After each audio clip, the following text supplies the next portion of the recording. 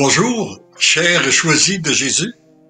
Encore aujourd'hui, je suis heureux de vous retrouver afin que nous puissions réfléchir, continuer à réfléchir ensemble, méditer ensemble sur différents enseignements que nous retrouvons dans la parole de Dieu, d'abord, et dans l'enseignement de notre Église, et aussi à travers les volumes Pour le bonheur des miens, mais choisis Jésus. Aujourd'hui, qui est monté dans mon cœur en priant pour cette rencontre, c'était de venir réfléchir avec vous sur l'importance de devenir un être d'amour. On pourrait dire, en d'autres termes, devenir un saint. Bon, moi, quand j'étais jeune, je croyais que la sainteté s'était réservée aux religieux, religieuses, prêtres, évêques, mais en tant que laïc, on ne pouvait pas, c'était quelque chose qu'on ne pouvait pas espérer, c'était trop élevé pour nous, puis on était trop terre à terre, pris avec les biens matériels, etc., etc. Et un jour, il y a déjà plusieurs années, ça doit faire 30-35 ans, peut-être plus, j'ai entendu un enseignement de sœur Jeanne Bizier, qui a fondé la communauté Myriam Bethléem, et qui disait que nous étions tous appelés à devenir des saints. Peu importe notre situation, peu importe notre état matrimonial, peu importe, nous sommes tous appelés à devenir des saints. Et pour moi, qu'on parle de devenir des saints ou devenir des êtres d'amour, pour moi, c'est la même chose, c'est du pareil au même. Je sais pas s'il y a des distinctions, mais en tout cas pour moi, c'est du pareil au même. Et la question qu'on peut peut-être se demander, pourquoi devenir des êtres d'amour? Eh bien, la réponse, c'est parce que notre Dieu, notre Père, notre Créateur est amour. Pourquoi devenir des saints? Parce que Dieu, notre Créateur, est saint. Et lui, nous ayant créés à son image et à sa ressemblance, il veut que nous devenions des saints, que nous devenions des êtres d'amour. Et lorsque nous répondons à cette invitation, cela comble notre être. Tant et aussi longtemps qu'on n'est pas branché sur la véritable source de l'amour, je dirais, nous sommes en quête de l'amour. Parce que lors de notre création, Dieu, c'est par un cri d'amour que nous avons été créés. Nous avons ressenti cet amour-là au moment de notre création, et c'est ce que nous cherchons continuellement. Et beaucoup de gens la cherchent là où elle n'existe pas, et ils se blessent, ils se font mal à chercher l'amour. Et tant et aussi longtemps qu'on n'est pas branché sur la véritable source de l'amour, eh bien, on dépense beaucoup d'énergie, je dirais, pour peu de résultats. Ça me rappelle, c'est peut-être un peu, je peux vous donner certaines petites comparaisons. Par exemple, quelqu'un qui a des besoins financiers et qu'il quête des 25 sous à gauche puis à droite. Il va continuer à enquêter, il n'y en aura jamais. Et puis partout. Par contre, si il se met à travailler puis qu'il en gagne, ben là, il va en avoir, ça va répondre à son besoin. L'autre image qui me venait à l'esprit, moi, quand j'étais jeune, j'ai grandi dans une maison où on n'avait pas l'eau courante. Nous devions aller chercher l'eau avec des seaux d'eau, ce qu'on appelait des chaudières, là. Et puis bon, ben va chercher une chaudière d'eau. On avait beau aller en chercher, on en manquait tout le temps. Le jour où on a pu avoir l'eau qui entre directement par un robinet, qu'on est branché sur la source, eh bien, on en a tout le temps. On n'a pas besoin de faire d'efforts, puis on en a tout le temps. Pour moi, c'est l'image qui se passe avec quelqu'un qui est branché sur Dieu, qui pour devenir un être d'amour, ou bien on le quête à gauche puis à droite. D'ailleurs, on voit des gens qui sont en quête de ça et que ça répond pas du tout, ça répond jamais à leurs besoins. On voit de plus en plus, depuis qu'on s'est éloigné de l'enseignement de l'Église, on voit de plus en plus des gens, des hommes, des femmes, qui sont rendus à 30, 40 ans, puis qui sont rendus à la quatrième, troisième, quatrième, cinquième union. Ils ont fait essayer de faire une union avec un, une union avec l'autre. Ça marche pas. Ils sont obligés de recommencer, etc., etc. Parce qu'ils cherchent de l'amour. Ils ne sont pas branchés sur la véritable source de l'amour. Alors, d'où l'importance d'être branché sur cette source de l'amour qui nous alimente régulièrement. Et lorsqu'on est branché sur notre Dieu, eh bien, ça nous rend en relation avec les saints et saintes du paradis, les saints anges, et ça éloigne de nous les mauvais anges. Les mauvais anges sont obligés de s'éloigner, ce qui fait, ça ne veut pas dire qu'ils nous attaquent pas encore là, mais de toute façon, on est branché sur les bons anges. Et je pense que dans le temps que nous vivons actuellement, avec le virus qui circule sur notre planète et tous les courants de pensée, d'idées qui sont véhiculés, que ce soit pour le masque, contre le masque, les ci, les ça, etc., etc., eh bien, je pense qu'on a besoin de beaucoup de sagesse et de discernement pour être capable de discerner ce qui vient de Dieu puis qu'est-ce qui vient d'autres sources. Ça, je pense que c'est la grâce que j'aimerais là qu'aujourd'hui, là, qu'on demande réellement tous ensemble à Dieu, la grâce de la sagesse et du discernement pour discerner ce qui vient de Dieu et qu'est-ce qui vient d'autres sources. Et ce qui peut nous empêcher aussi, là, je dirais, de bifurquer. Comme j'en parlais, j'en disais un mot, ceux qui ont suivi la bénédiction que nous avons eue pour notre nouveau local, là, où l'Église nous invite à la prudence, eh bien, un dérapage s'est vite arrivé. Et ça nous arrive aussi, même si on est sur la bonne voie, et nous savons que le malin cherche toujours à prendre ce que Dieu fait de bon pour nous conduire plus loin. Un peu comme la technique du judo, là, il se sert de la force de Dieu pour tâcher de nous renverser ou de nous faire bifurquer. Ça me rappelle un enseignement que j'avais bien aimé quand nous avions passé 2 semaines en République dominicaine avec le père Émilien Tardy, ou Tardif, là, qui était le porte-parole du renouveau charismatique à travers le monde.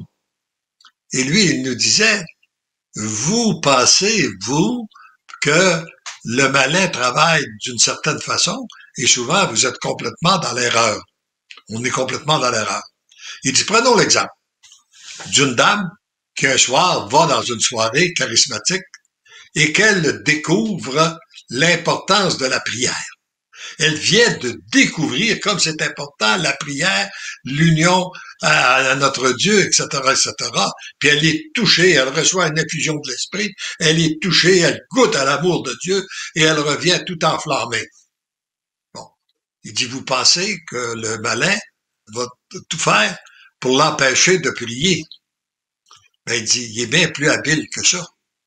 S'il est capable le lendemain de la tenir continuellement dans la prière, pour faire en sorte que quand les enfants vont arriver pour le repas du soir, que le repas soit pas prêt, que les enfants pleurent, crient, le mari tempête parce que est en colère, eh bien là, il vient d'atteindre son but. Voyez-vous, il a pris ce qui était de bon chez la femme, puis l'importance de la prière, il l'a poussé juste à l'extrême pour tâcher de la faire bifurquer, pour provoquer de la division, de la désunion à travers sa famille. Alors donc, nous avons besoin de demander beaucoup de discernement, de sagesse continuellement pour être capable de bien discerner, surtout dans les temps que nous vivons là. Hein?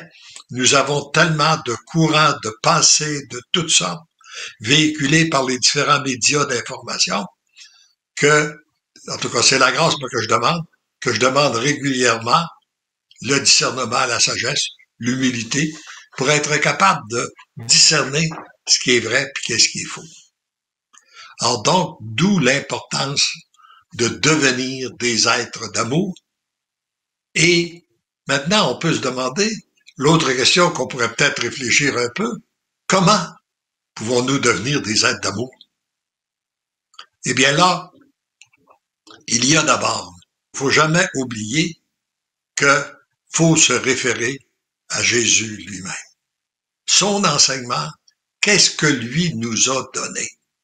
Il est venu sur la terre pour faire de nous des êtres d'amour, pour faire de nous des saints et des saintes. Alors donc, il nous a donné la prière pour entrer en relation avec lui puis avec notre Dieu. Il nous a donné sa parole pour savoir comment nous conduire, pour être capable de discerner ce qui est bien puis qu'est-ce qui est mal. Puis il nous a donné tous les enseignements dont nous avons de besoin à travers la parole. Puis il nous a donné les sacrements qu'il a confiés à notre Église. D'abord, le sacrement de baptême pour nous faire enfants de l'Église et les différents sacrements suivant notre état matrimonial, etc., etc. Et pour moi, il y a deux sacrements qui sont d'une importance capitale continuellement, qui doivent nous accompagner tout au cours de notre vie. C'est le sacrement du pardon, parce que nous avons tous péché, et lorsqu'on a péché, eh bien, le malin, après nous avoir fait faire une faute, il s'applique à nous culpabiliser. Puis on sera coupable, on est malheureux de ça. Alors, il faut donc déposer ce péché-là à la miséricorde de Dieu pour être pardonné, pour être libéré et pour être capable de commencer une nouvelle vie dans la paix, dans la joie, dans le bonheur. Et il y a le sacrement de l'Eucharistie qui est le plus grand, le plus important de tout, pour moi, qui est la plus grande puissance au monde. Moi, je dis qu'il n'y a pas de plus grande puissance au monde que Jésus Eucharistie, parce que Jésus Eucharistie a le pouvoir de changer un cœur. Ce que nous n'avons pas, ce qu'aucun humain a, lui, il a ce pouvoir-là, et en le recevant, en lui donnant, en lui permettant de prendre toute la place en nous, eh bien, il vient nous transformer. Il vient faire de nous des êtres d'amour. Ça me rappelle l'expérience parce que parfois, je m'étais interrogé, me rappelle d'une interrogation que j'ai faite il y a déjà plusieurs années, où je me disais, comment il se fait qu'il y a des gens qu'on voit, qui vont à la messe régulièrement, puis qui semblent jamais être transformés? Poser la question au Seigneur. La réponse que j'ai obtenue, c'est ça dépend de l'espace qu'on lui donne. Jésus ne nous viole jamais. Il nous a créés libres, il respecte toujours notre liberté, et même lorsque nous le recevons dans notre cœur, il vient prendre l'espace, juste l'espace qu'on veut bien lui donner.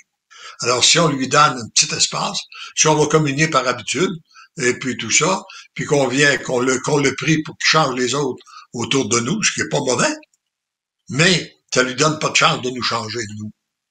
Tandis que si on communie en lui disant, viens prendre tout l'espace en moi, et purifie-moi, libère-moi, que ton espace vienne prendre tellement de l'espace que tout ce qui n'est pas de toi disparaisse en moi et que tu puisses vivre totalement à l'intérieur de moi, eh bien, et là, ça lui permet de prendre tout l'espace. La première fois que j'avais donné cet enseignement-là, j'étais à Notre-Dame-du-Lot, en France, et 2 ou 3 jours après, je rencontre une dame qui était à cet enseignement-là, et elle me dit, je veux vous dire qu'après votre enseignement, lorsque je suis allé à l'Eucharistie, j'ai fait la prière que vous nous avez enseignée, j'ai demandé à Jésus de venir prendre tout l'espace en moi. Et en le recevant, j'ai été envahi d'une présence extraordinaire. Et je sais que depuis ce temps-là, ma vie n'est plus la même, mais elle ne sera plus jamais la même, parce que je sais maintenant que c'est Jésus qui vit en moi, c'est Jésus qui me guide, c'est Jésus qui m'inspire, c'est avec lui que j'aime, c'est avec lui que j'accueille les personnes, etc., etc. Alors, donc, n'oublions pas que ces moyens-là, et c'est tous ces moyens-là précieux que le Seigneur, je dirais, tous les trésors que Jésus nous a donnés, il les a confiés à notre Église. Donc, nous devons aimer notre Église, prier pour elle, parce que si nous n'avons pas de prêtre, nous n'aurions pas d'Eucharistie. Donc, et regardons aussi, parce que dans les messages que nous avons aussi, on peut prendre quelques minutes pour regarder, par exemple, la pensée de ce jour. Mais tous ces messages-là, les volumes pour le bonheur des miens, mais choisis Jésus, sont d'abord inspirés, ou sont inspirés de la parole de Dieu. Et celui qui, c'est tout simplement un langage nouveau, une façon de présenter un peu les choses différentes, mais tout part de la parole de Dieu. Et je voudrais vous donner la pensée de ce jour qui dit, mon enfant, reconnais dans ton cœur ton impuissance. Et même si parfois j'accomplis des merveilles à travers toi, toi, tu y es pour une seule chose, celle de m'avoir donné ton oui. C'est important, ça. C'est lui qui agit tout. Et pour qu'il puisse agir, il a besoin de notre consentement, mais il a surtout besoin que nous demeurions des tout petits, que nous reconnaissions que nous sommes impuissants, que sans lui, nous ne pouvons rien faire. Puis si je veux t'utiliser, c'est à cause du trop plein d'amour que j'ai pour toi et pour tous mes enfants de la terre. Ben oui, s'il veut nous utiliser, c'est à cause d'un surplus d'amour. Pas par notre mérite. Pas parce que je dirais que nous sommes aimables. Pas parce que nous le méritons. Non, nous ne le méritons pas. Mais lui, dans son plan d'amour, il veut nous donner parce qu'il est amour et il veut que son amour se répande sur la terre. Ça fait 2000 ans qu'on lui dit que ta volonté soit faite, que ton règne vienne. Sa volonté, son règne, c'est un règne d'amour. Alors donc, faut pour que qu'il se réalise, il doit passer à travers les gens. Donc, d'où l'importance, c'est pour ça qu'il nous choisit. Puis nous sommes tous choisis. Il s'agit de savoir si nous répondons à l'appel ou non. Et lorsqu'on lui donne notre oui, eh bien, on le libère, ça lui donne de l'espace, etc., etc. Bon, alors, c'est à cause d'un truc. Alors, je reviens. C'est, si je veux t'utiliser, c'est à cause d'un trop plein d'amour que j'ai pour toi et tous mes enfants de la terre. Je t'aime follement. Je veux te combler. Et en fait, c'est juste ça la mission des choisis de Jésus. Je dirais, se laisser combler par notre Dieu. Lui donner notre oui, se laisser combler, puis accueillir, se laisser transformer par son amour, permettre à son amour de passer à travers nous pour rejoindre les autres. Et quand on regarde à chaque jour la parole de Dieu, aujourd'hui, je trouvais encore extraordinaire ce que nous avons vu à l'Eucharistie.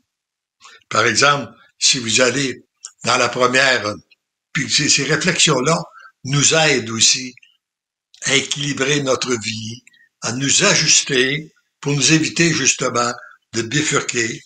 Et dans la première lecture du livre de Goélette, les recommandations de lecture aujourd'hui, c'est que vanité des vanités, disait Goélette, quel profit l'homme retire-t-il de toute la peine qu'il se donne sous le soleil?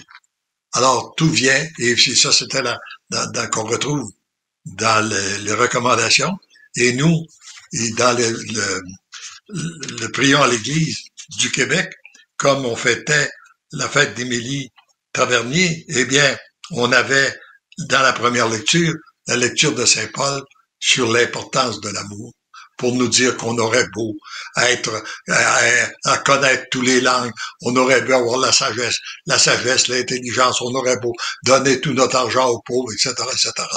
S'il nous manque l'amour, je ne suis rien. Je ne suis qu'une cymbale retentissante. Alors, voyez-vous, tous ces textes-là, qui viennent nous aider à réfléchir, nous faire une certaine, pour savoir l'essentiel de notre vie. Ça me rappelle une réflexion que j'avais vue, une réflexion qui m'avait rejoint beaucoup. C'était de dire, si on s'arrête à réfléchir, dans un siècle, après notre décès, qu'est-ce qui va rester? Qu'est-ce qui va demeurer? Chose sûre, c'est qu'il y a peut-être personne, très peu de personnes qui vont se rappeler même que nous avons existé. Et personne ne va se rappeler du travail que nous avons fait, des diplômes que nous avons eus, la maison que nous avons occupée, l'auto, etc., etc. Tout ce, voyez-vous, tout ce qui est vanité, tout ce qui paraît important, ça passe. Et la seule chose qui va demeurer, c'est l'amour que nous avons véhiculé.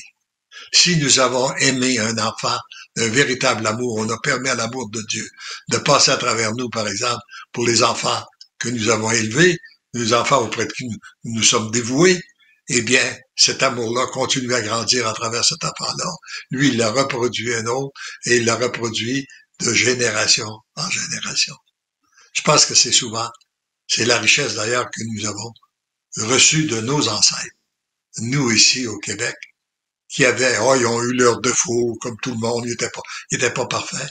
Mais il y avait cette recherche profonde de Dieu, de se laisser inspirer par Dieu, et ils nous ont transmis des valeurs très profondes que nous avons besoin de repenser et nous devons aussi, à l'occasion, nous pouvons leur demander d'intercéder par nous, surtout ceux et celles qui sont au ciel, là, d'intercéder sur nous, puis d'intercéder sur notre monde actuellement, qui a plus que jamais, dans le temps que nous vivons, nous avons besoin de découvrir les véritables valeurs. Et c'est sûr que lorsqu'il y a beaucoup de perturbations, eh bien, il y a toujours deux grands courants de pensée du monde. Il y a d'une part, ça peut servir à Dieu pour permettre d'aider les gens à découvrir de véritables valeurs, mais le malin, des fois, s'en sert aussi pour nous placer, nous faire bifurquer et nous éloigner encore de Dieu.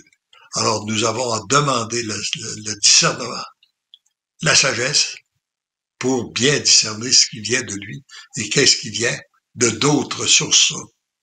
Alors, je pense que pour aujourd'hui, on pourrait peut-être prendre quelques messages, quelques commentaires. Oui, bien, je vous mets Frances qui dit « Merci, Léandre, de nous aider à devenir des êtres d'amour. » Et c'est que, merci pour ce témoignage. Et c'est que c'est tous la mission qu'on a en tant que baptisés, aider les autres à devenir des êtres d'amour. Puis pour ça, faut le devenir. Faut permettre à Dieu de le faire en nous pour qu'on soit capable d'aimer les autres, même si, qu'on est aimé de Dieu, même si on n'est pas aimable. Eh bien, on doit aimer aussi les autres, même s'ils sont non aimables. Oui. As-tu d'autres commentaires? Oui, il y aurait Chantal qui dit « Seigneur, que la confiance vienne remplacer ma peur. Que l'amour vienne remplacer la division. Donne-moi le discernement afin que l'amour puisse agir librement. » Ah oui. Oh, c'est très important parce que la peur, ça vient pas de Dieu. Et c'est sûr que dans le climat actuel qui se passe là, il y a beaucoup de gens qui sont envahis par la peur. Et la peur, protéger, peu importe ce qui arrive, peu importe ce qu'on va nous dire, peu importe ce qui va se faire, c'est si on met notre confiance en Dieu, lui, il est capable de nous protéger. Et quand je regarde j'aime bien me nourrir, moi je vous en ai déjà parlé, de la vie des saints, là, qui avait un beau livre des saints avant la réforme liturgique. Puis on voit de quelle façon que les saints, il y en a plusieurs aussi, c'est sûr qui sont morts martyrs, mais il reste qu'à travers ça, ils ont été accompagnés, puis Jésus les a guidés. Hein? Alors, et on doit pas avoir peur, parce que même la mort dans la foi, c'est sûrement une belle chose, c'est sûrement une belle grâce de nous permettre de vivre, rentrer plus vite au ciel. Oui, est-ce qu'il y en a d'autres commentaires? Oui, il y a Sylvie qui dit « Seigneur, viens prendre tout l'espace en moi pour que tu vives en moi. Remplace toutes les futilités de ma vie par ton amour, ta patience, ta miséricorde. Que je te donne la place qui t'est due. Viens, Seigneur. » Oui, merci. Merci pour cette prière et qu'elle résonne dans une multitude de cœurs et qu'elle fasse la prière. Puis enfin, plus on va faire ce genre de prière-là, eh bien, plus nombreux nous serons comme Saint Paul, où nous pourrons dire, ce n'est plus moi qui vis, mais c'est le Christ qui vit en moi. Et un dernier, Patricia, Seigneur, fais de moi un être d'amour entièrement, s'il vous plaît. Amen. C'est beau de voir cette soif des gens, là, ce désir-là. Alors le Seigneur allume des petits feux un peu partout. C'est pour ça qu'il nous choisit, pour être des petits feux un peu partout, pour répandre son amour autour de nous et être des petites lumières dans le monde de ténèbres que nous vivons. Alors demandons à Dieu cette grâce d'être ces petites lumières et comme il est dit aussi dans un autre enseignement, qu'il nous compare à des éponges, lorsqu'on est une éponge qui est engorgée d'eau, partout où elle passe, elle répand de l'eau. Un être humain qui est rempli de l'amour de Dieu, partout où il passe, il répand l'amour. Alors demandons cette grâce-là à Dieu, que nous puissions devenir de ces êtres-là qui répandent de l'amour partout où nous passons. Et pour nous aider, eh bien, là, vous voyez d'ailleurs les différents, à chaque jour, on tente d'avoir un petit entretien avec vous. C'est très, très beau. Moi, je suis toujours émerveillé de voir les gens qui font les Facebook Live, de quelle façon que le Seigneur les inspire, le Seigneur les guide, et ça nous fait grandir dans la foi. Et ainsi, nous serons de plus en plus nombreux, à pouvoir dire ensemble, comme nous le disons à la fin de chacune de nos émissions, parce que l'amour nous aime, nous devenons l'amour. Parce que l'amour nous aime, nous devenons l'amour. Parce que l'amour nous aime, nous devenons l'amour. Amen.